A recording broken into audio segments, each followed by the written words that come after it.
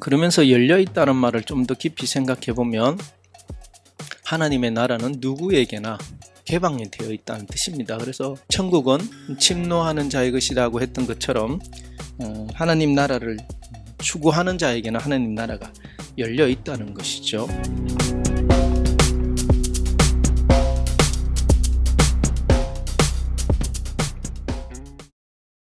그리고 한동안 예수는 요한과 함께 지냈다. 예수가 요한의 곁을 떠날 때 요한은 예수에 대해 이렇게 말했다. 저분은 사람들을 구원하러 오신 분입니다. 요한의 그 말을 들은 요한의 제자들 가운데 2명이 지금까지 모시던 자신들의 스승 곁을 떠나서 예수의 뒤를 따라갔다. 그들이 뒤따라오는 것을 보고 예수는 걸음을 멈추고 물었다. 무엇을 원하십니까? 그들이 대답했다. 선생님, 우리는 선생님과 함께 머물면서 가르침을 듣고 싶습니다. 예수가 말했다. 나와 함께 갑시다. 나는 무엇이든지 모두 당신들에게 가르쳐 주겠습니다. 그들은 예수를 따라가서 함께 머물렀고 밤 10시가 되도록 그의 가르침에 귀를 기울였다. 그 2명 가운데 한 사람이 안드레아였다. 안드레아에게는 시몬이라는 형제가 있었다. 예수의 가르침을 듣고 나서 안드레아는 시몬을 찾아가 이렇게 말했다. 예언자들이 메시아에 관해서 예언서에 기록해 왔는데 우리가 그분을 발견했네. 우리의 구원을 선포해 주신 그분을 우리가 발견했단 말이네. 예수는 안드레아의 형제인 시몬을 베드로라고 불렀는다. 베드로는 바위라는 뜻을 지닌 보통 명사다. 그래서 이 2 형제는 예수의 제자가 되었다.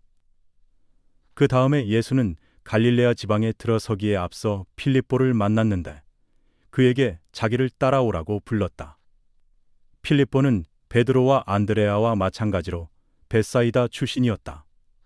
예수를 알고 난 다음 필립보는 자기 형제인 나타나엘을 찾아가서 말했다. 예언자들과 모세는 하느님께서 선택하신 분에 관해 기록했는데 우리가 바로 그분을 찾았다네. 그분은 요셉의 아들이며 나자렛 출신인 예수라네. 예언자들이 말하던 그분이 자기가 사는 곳의 이웃 마을에서 나왔다는 말을 들은 나타나엘은 몹시 놀랐다. 그래서 이렇게 대꾸했다. 하느님의 사자가 나자렛에서 나온다는 것은 도무지 말이 되지 않네. 그러나 필립보는 이렇게 권했다. 나와 함께 가자. 그리고 네가 직접 그분을 만나보고 그분의 말을 들어보면 알 것 아닌가. 나타나엘은 그 말에 일리가 있다고 수긍한 뒤 자기 형제와 함께 가서 예수를 만나보았다. 그리고 예수의 가르침을 듣고 나서는 예수에게 이렇게 고백했다. 당신이 하느님의 아들이자 이스라엘의 왕이라는 것이 사실임을 제가 이제는 깨달았습니다. 그러자 예수는 그에게 대답했다. 당신은 그보다 더욱 중요한 사실을 깨달아야 합니다.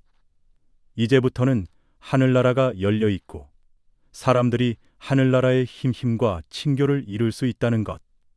그리고 이제부터는 하느님께서 더 이상 사람들로부터 멀리 떨어져 계시지 않을 것이라는 사실입니다. 이윽고 예수는 고향 나자렛으로 돌아갔다. 안식일이 되자 평소와 다름없이 그는 유대교 교회에 들어가 구약 성서를 읽기 시작했다. 사람들이 그에게 이사야 예언서를 건네주었는데 그가 두루마리를 펴서 낭독하기 시작했다. 마침 그 구절은 이런 것이었다. 주님의 영혼이 내 안에 계십니다. 그분께서는 불행한 사람들과 절망에 빠진 사람들에게는 행복을 선포하라고, 묶여있는 죄수들에게는 자유를 선포하라고, 눈먼 사람들에게는 그들이 밝은 세상을 보게 되었다고 선포하라고, 지치고 쓰러진 사람들에게는 구원과 안식을 선포하라고 나를 선택하셨습니다. 예수는 두루마리를 다시 감아서 곁에 시중드는 사람에게 넘겼다. 그리고 자리에 앉았다. 모든 사람들이 그가 무슨 말이든 한마디 하기를 초조하게 기다렸다. 이윽고 그가 입을 열었다. 이 구절은 바로 여러분들의 눈앞에서 지금 완전히 실현되었습니다. 여러분 안녕하세요. 반갑습니다. 그동안 잘 지내셨습니까? 아, 한 주 한 주가 참 빨리 가고 이제 봄도 왔는지 얼마 안 되는데 곧 여름이 올 것 같습니다. 여러분 모든 순간순간들이 행복하시길 바랍니다. 자, 우리 톨스토이 복음서 또 오늘 한 번 더 나가 보겠습니다. 오늘은 1장 하나님의 아들 챕터 4 나사렛 선포에 대한 이야기들로 구성되어 있는 것 같습니다. 톨스토이 복음서 32페이지에서 36페이지까지 내용을 오늘은 양이 별로 많지는 않습니다. 근데 나눌 이야기들은 조금 있습니다. 우리 개역 개정 성경 기준으로 보면 앞쪽에 요한복음 1장 35절에서 51절까지 이야기가 제자의 부르심에 대한 이야기들로 구성이 되어 있고요.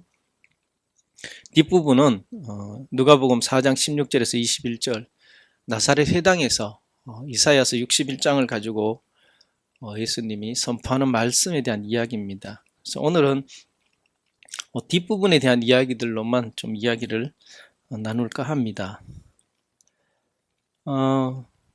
먼저 34쪽에서 35쪽에 있는 글을 먼저 좀 읽어가면서 하면 좋을 것 같은데요.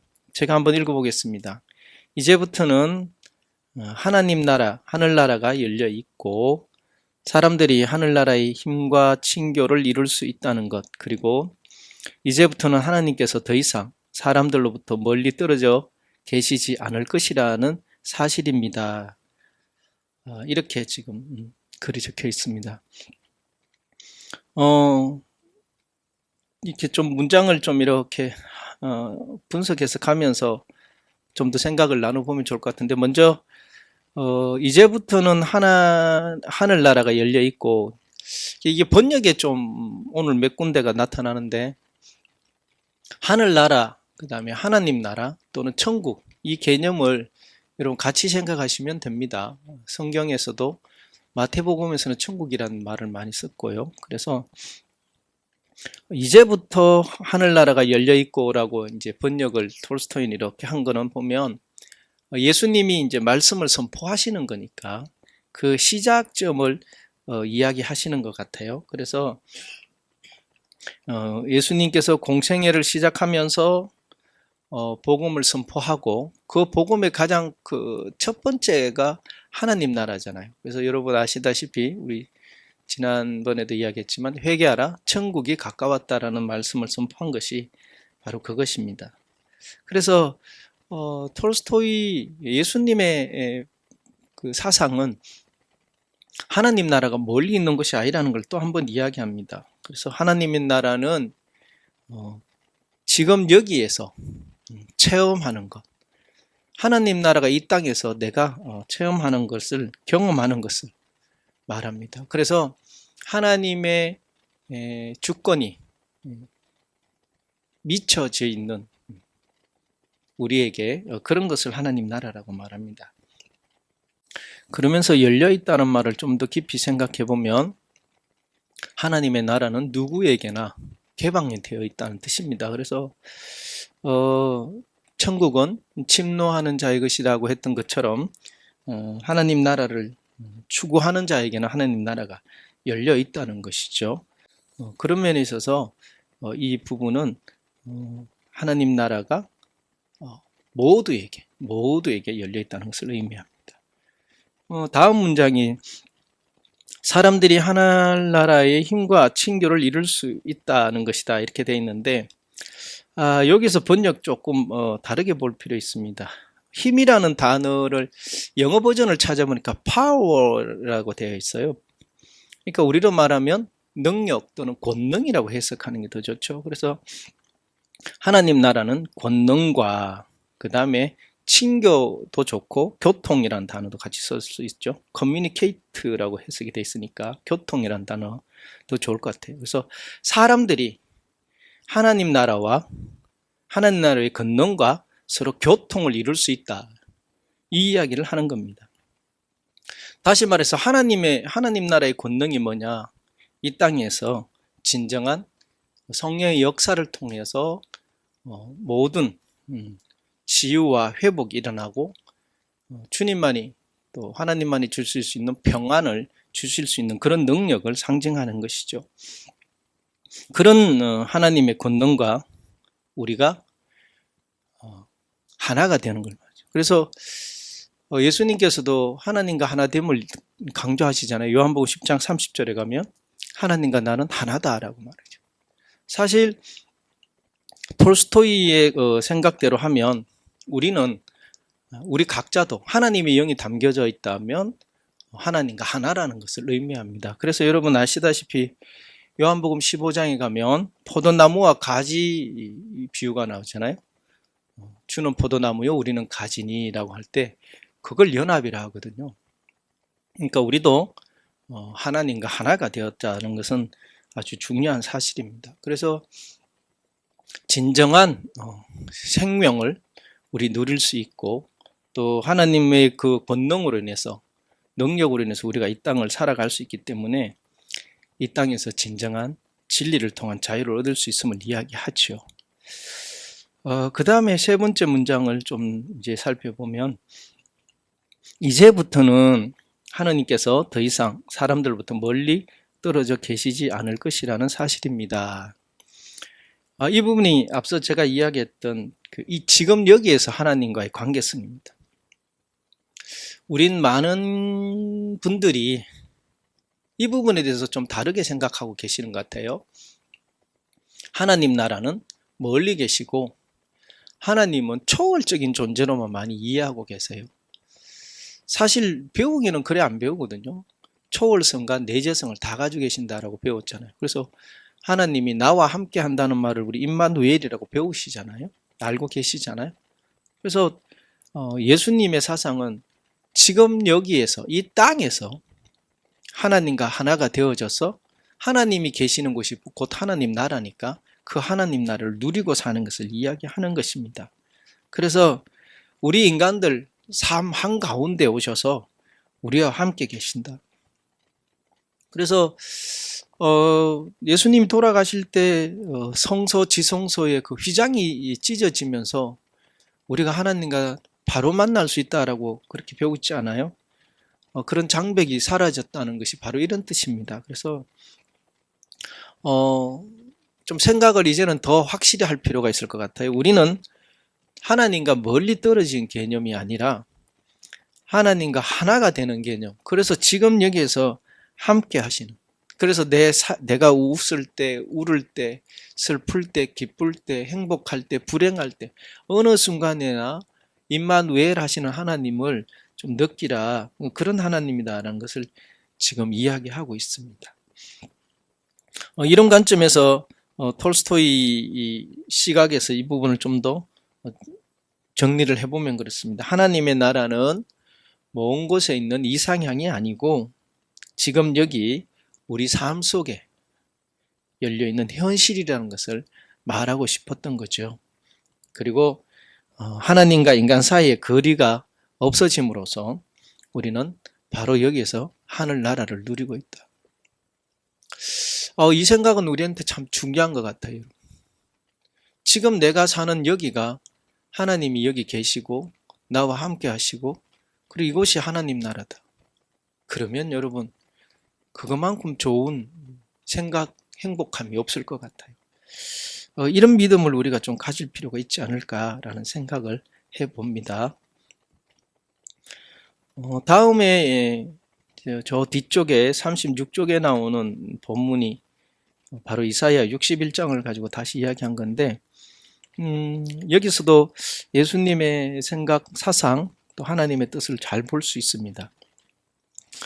이 61장을 톨스토이가 또 이렇게 나름으로 한 것이 이 글인데요. 한번 읽어보겠습니다. 주님의 영혼이 내 안에 계십니다.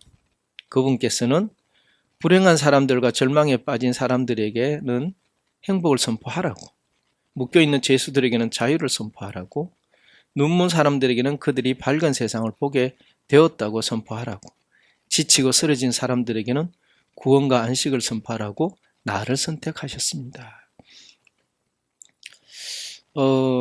우리 이런 질문 하게 됩니다. 나는 누구인가?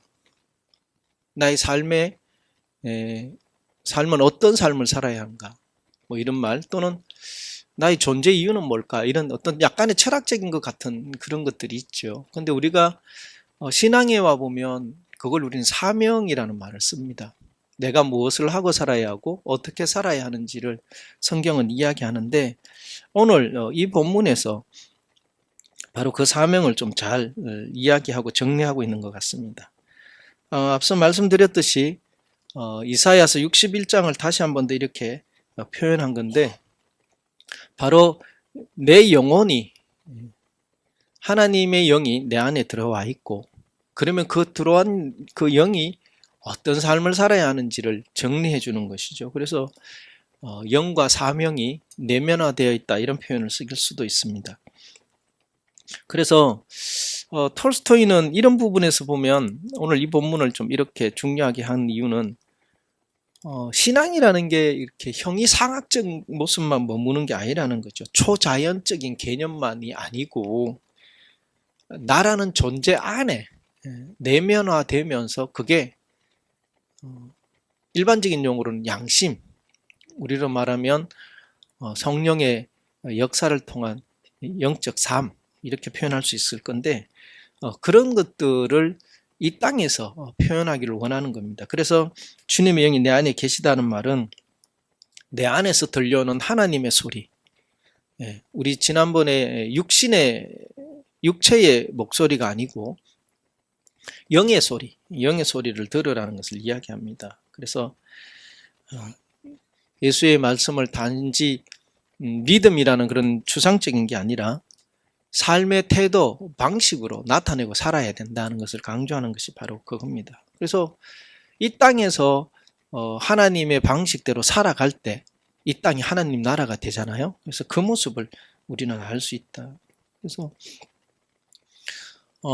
우리 자신을 좀 돌아본다면, 내 안에 하나님의 영이 진짜 있냐 없냐의 표현을 간다면 톨스토이 관점에서는 삶으로 그 있다 없다를 판단할 수 있다고 생각하는 것이죠. 그래서 톨스토이는 행함을 아주 중요하게 생각합니다. 그게 좀, 톨스토이는 우리가 생각할 때는 과격할지 모르겠지만 국가에 대해서, 국가의 명령을 거부한다든가, 군복무를 거부한다든가, 세금을 거부한다든가, 지난번에도 말씀드렸듯이 국가는 폭력이다라고 할 정도의 글을 쓰는 정도에까지 가게 됩니다. 그래서 어떤 것보다 오직 진리가 중요하다는 걸 강조하는 게 톨스토이였던 것입니다. 그 다음에 이제 하나님의 영이, 주님의 영이 내 안에 들어오면 어떤 삶을 살 것인가에 대해서 구체적인 예를 들어놓은 것입니다. 불행한 사람, 절망한 사람에게 행복을 줘야 되고요. 죄수들에게는 자유를 줘야 되고, 눈먼 사람에게는 밝은 세상을 보게 해줘야 되고, 쓰러지고 지친 자에게는 안식, 구원과 안식을 해야 된다라고 말을 하는 것이죠. 이 말은 다시 말해서 사회적인 약자, 그리고 작은 자, 소자들에 대해서 함께 하라는 뜻으로 해석할 수 있습니다.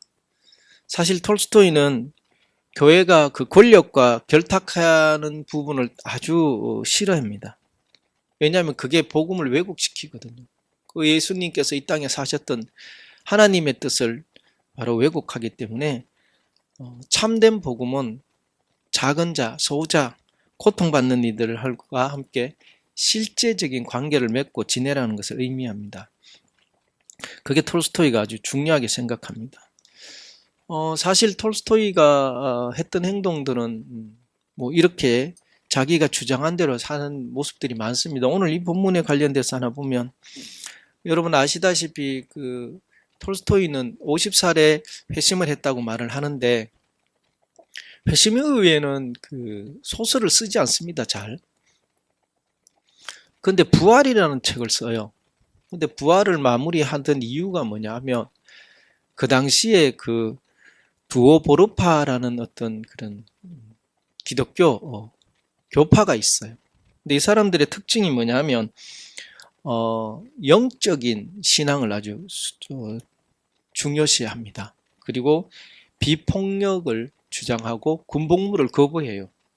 그리고 자기네들은 평등한 공동생활을 이렇게 하는데 그런 모습이 러시아 종교계와 국가에는 좀 불만이었던가 봐요. 그래서 이 사람들에서 탄압이 막 일어납니다. 그럴 때 톨스토이가 그 사실을 알고 이 두오보르파를 캐나다로 이주시키려고 하죠. 그럴 때 경비가 필요하잖아요. 그래서 톨스토이가 부활을 마무리합니다. 그러면서 이 저작권을 영국에서 이제 출간하면서 거기에 모든 저작권과 이런 것들을 이 두오보르파가 캐나다로 이주하고 거기서 정착하는 데 쓰도록 하죠. 바로 이게 톨스토이의 강점입니다. 저는 개인적으로 오늘날 톨스토이를 좀 좋아하는 이유가 바로 그겁니다. 믿음이 추상으로, 형이상학으로만 존재하는 게 아니고 행함으로 그리고 이웃과 함께 한다는 것이 좋은 면에 있어서 그렇습니다. 그래서 뭐 예를 들면 죄수들에게 자유를 줘야 된다라고 할 때 바로 이런 탄압받는 사람들을 풀어주는 거죠. 사실 톨스토이는 또 감옥 제도도 좀 비판 많이 합니다. 부활 안에 그런 내용 나오죠. 감옥에 갔는 사람들이 주로 약자들이고 또 재판관들이 그냥 무관심하게 재판해서 간 사람들, 억울하게 간 사람들도 많거든요. 예를 들면 자기들끼리 모여서 성경 공부했다고 잡혀가기도 했고요. 그 다음에 그 당시에는 이렇게 농노들이나 이런 사람 이주가 쉽지 않거든요. 허락 없이 안 되니까 지주에. 근데 어느 기간이 지났다고 해서 가둬서 집에도 안 돌려보내고 뭐 이런 어떤 정말 지금으로서는 이해 안 되는 그런 인권 탄압들이 많았습니다. 그런 것들 때문에 톨스토이는 많이 싫어했는데 그런 면도 나타나고 또 눈먼 사람에게 밝은 세상. 사실 눈먼다는 게 뭘까요? 육체적인 뜻만 말하는 게 아니잖아요. 어딘가에 관심이 쏠렸는데 그게 인간답게 사는데 부족함이 많다는 것이죠. 그래서 뭐 물질을 추구하거나 권력과 명예를 추구하거나 그런 사람들에게 진정한 진리를 좀 보여주겠다 이런 뜻으로 해석할 수 있는 그런 면이라고 생각합니다. 그래서 이 본문은 우리가 좀 생각을 많이 했으면 좋겠다는 본문이에요. 우리 신앙인이라고 생각하는 개개인의 모든 삶들 속에서도 과연 하나님의 영이 내 안에 계시냐, 계시다면 어떤 삶을 살아야 되냐 생각해 봐야 되고 여기서 잠깐 우리는 한국교회도 좀 돌아봐야 되지 않을까. 최근에 우리 한국교회가 지금 겪고 있는 이런 요소들 속에 과연 교회의 역할은 뭘까? 다 같이 모여서 예배드리고 열심히 통성기도 하고 그리고 교회 성도들끼리 즐겁게 잘 지내는, 그래서 외부에서 보면 가족주의라는 소리를 듣는, 그리고 정치나 이런 데서 이렇게 혼란이 일어나는 그런 면들을 한번 돌아보게 하는 것 같습니다. 그래서 오늘 여기서 보면 예수님의 뜻을 톨스토이식으로 해석했지만 정말 이 땅에 약자들, 작은 자들과 연대하고 그들을 행복하게 해주고 자유하게 해주고 진리의 눈을 뜨게 해주고 그리고 진정한 구원과 안식을 줄 수 있는 그런 교회, 그런 우리 신앙이 좀 돼야 안 되겠나라는 생각을 좀 반성하게 하는 그런 부분입니다. 마지막에 이제 가서 한 문장을 또 여러분하고 보려고 하는데 36쪽에 가면 이 구절은 바로 여러분의 눈앞에서 지금 완전히 실현되었습니다 라고 되어 있습니다. 만약에 이 번역이 맞다면 하나님의 나라는 벌써 이 땅에 이루어졌다라고 표현하는 것이죠. 그래서 다시 한번 반복해서 하는 말이지만 이미 예수 그리스도께서 선포한 그 순간부터 하나님의 나라는 시작했다. already. 그러나 완성되진 않았죠. not yet. 그 말을 하는 건데, 그래서 우리는 지금 여기에 살면서 하나님의 나라임을 인식하고 하나님 나라를 누려야 하고, 그 하나님께서, 하나님 나라는 하나님의 주권이 다스린 나라니까 그런 나라를 누려야 된다는 이야기를 하는 거예요. 그래서 가난한 자, 죄수나 눈먼 자, 억눌린 자 이런 모든 사람들에게 진정한 자유와 행복을 줘야 된다. 그런 것들을 오늘 이야기하고 있는 그런 부분입니다. 참 많은 생각을 하게 하는 그런 챕터인 것 같아요. 하나님 나라가 지금 여기 있다. 아주 중요한 뜻으로 우리는 좀 받아야 되지 않을까 싶습니다. 그러면서 우리 또 다음에 만날 때까지 한번 생각해 볼 문제들을 뽑아봤습니다. 나는 하나님의 나라를 먼 미래에 이룰 것으로 생각하는가, 아니면 지금 내 삶 속에서 찾고 있는가? 제가 답처럼 드렸죠. 오늘 나는 억눌린 자에게 자유를 선포하는 삶을 살고 있는가? 그러니까 내 삶이 말씀을 통해서 적용하는 삶을 살고 있냐를 묻는 겁니다. 이런 질문이 우리에게 한번 생각해 볼 질문이었으면 좋겠다 싶습니다. 오늘 한마디 정리 마지막으로 해보겠습니다. 하나님 나라는 먼 곳이 아니다. 지금 여기 하나님의 영혼이 우리 안에 살아계신다. 그렇습니다, 여러분. 하나님의 사람이라면 하나님의 영이 그 안에 살아계십니다. 그리고 하나님이 함께 하시니 그곳이 바로 하나님 나라입니다. 그러면 내가 있는 모든 것이 하나님 나라답게 하나님 나라로 살 수 있게 하는 것이 우리의 사명이지 아닐까 싶습니다.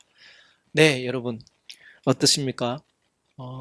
우리 다시 한번 우리를 볼 수 있는 시간이었던 것 같다 싶고, 톨스토이의 이 생각들이 우리에게 삶으로 되어지면 참 좋겠다 생각 다시 해봅니다. 오늘은 여기까지 하겠습니다. 여러분 감사합니다.